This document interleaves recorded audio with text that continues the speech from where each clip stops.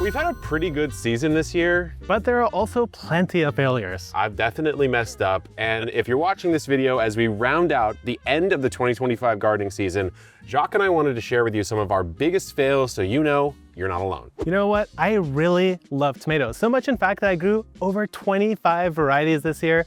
But actually, I got a little bit of gardener tunnel vision and I forgot to grow just about anything else. My garden is basically just tomatoes, peppers, and I got 0 winter squash, I think 3 cucumbers, and no melons at all. So what did I do wrong? Well, I actually just forgot to actually plant things at the right time. By the time I realized my mistake, it was already too late in the summer season and I knew I couldn't get that winter squash or that watermelon, and instead I just have pounds and pounds and pounds of tomatoes. So next year, what I'm going to do to fix this problem is make an actual list of the crops that I want to start and get them all going at the right time so that I don't end up with just a garden full of 2 plants. So right out of the gate, we had a little bit of a slow takeoff on these tomatoes here, and you can tell there's some serious problems. Number one, there's just a good amount of mildew on these at this point in time, but there's also something in the soil. Okay, so the problems that we've had is root knot nematodes in the soil. We had it over there in the classic tomato trellis last year.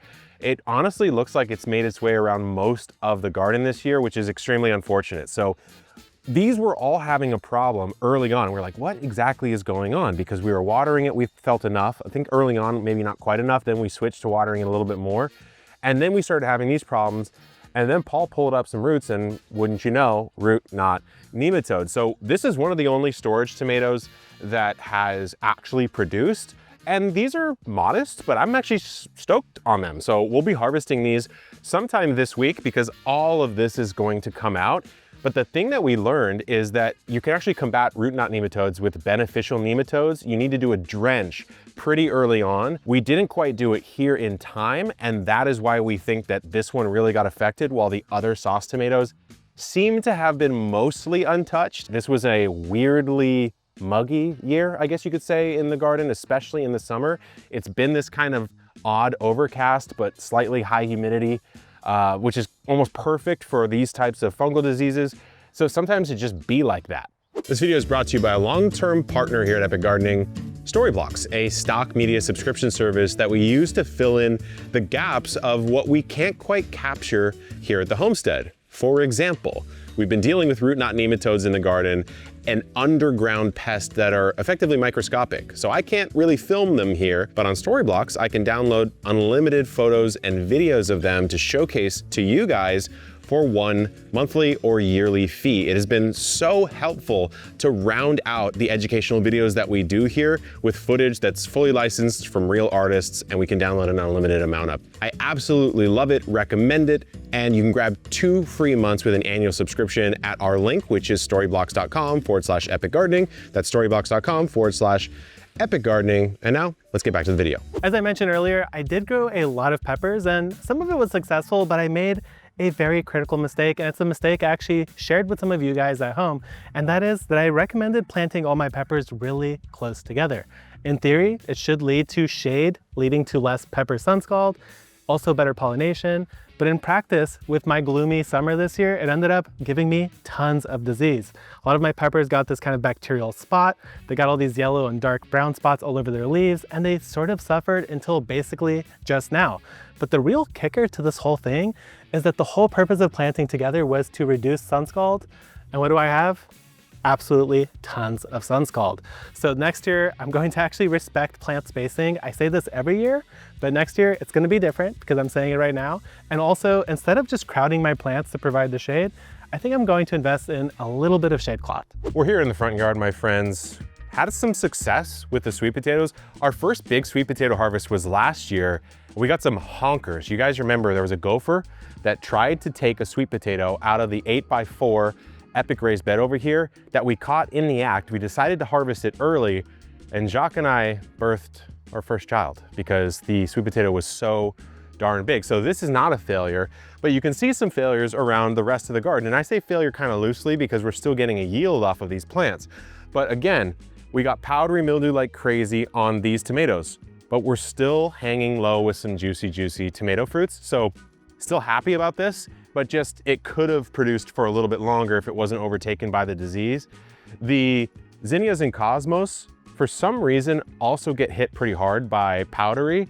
So the zinnia has been slapped up. You can see it, it's on some of these leaves here. But I'm gonna let the zinnias go until they really look dead because there's still some beautiful flowers on this. Up here though, right in this bed, of course, the squash got decimated by powdery mildew, which if you do want to control it, we just put a video out on the main channel with Shani from Florida Food Forest, our channel out in Florida.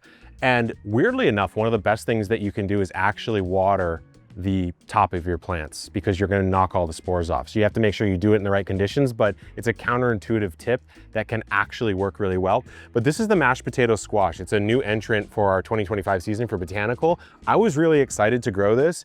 I hope they're at maturity. I'm going to open one up probably a little bit later and see, but it's what a beautiful looking squash. I mean, I can just crack these guys right off because the plants are all dead because of the powdery, but I think they reached maturity. Beautiful cream color on this. And I don't know about you, but I love to crack them open. It's kind of like an acorn squash. Cut it open, bake it, a little butter, a little brown sugar. That's how we did it in the 90s at least. And one of the few things that I really enjoyed eating vegetable-wise, because let's be honest, the 90s were not good for vegetable cooking methods like steaming those Brussels sprouts, burning them up.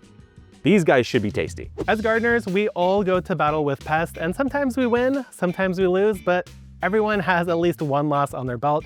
And for me this year, it was gophers. Gophers invaded this entire section of my garden. And one day I was so excited in early spring because my burgundy broccoli was finally ready to be harvested, or just about. So I gave it one more day, only to come out the next morning and find the plant halfway underground, entirely chewed up, and all the other plants next to it starting to teeter and fall over. So what did I do? Well, actually, I went to war. I caught a lot of them, defeated many, but they just kept coming. So I came up with a different solution. So for 3 months, nothing got planted in this particular section of my garden until I decided, let's just block them entirely from accessing it by putting down some gopher mesh, installing an epic bed right on top. And now everything I plant here is thriving. And of course, it is impossible for a gopher to now get in there and steal my plants. And that is what I would recommend to anyone else out there who is battling gophers, voles, or any other sort of digging pest. I had to sit down for this one because it was so painful. You all know I'm a huge fan of anything in the allium family. That means onions, leeks, and garlic. I planted the most garlic I've ever planted in a single season this year, over 400 cloves worth.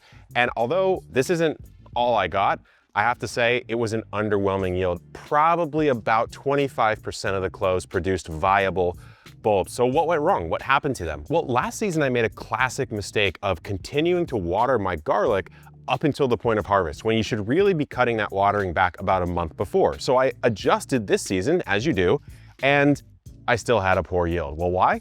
We had something called garlic rust just come through and smack up my entire crop, which means that the leaves start to die off earlier. You start to see a little bit of a withering, and then of course no leaves. Can't throw a lot of energy down to these bulbs. Now, the ones I'm holding here look pretty good, but believe me when I tell you, when Jacques and myself harvested out in the test garden all of those cloves, we were underwhelmed. We tried to combat it by putting the garlic in a new place this year. We had the rust in the front yard last year, so we moved it into the back. It still hit us.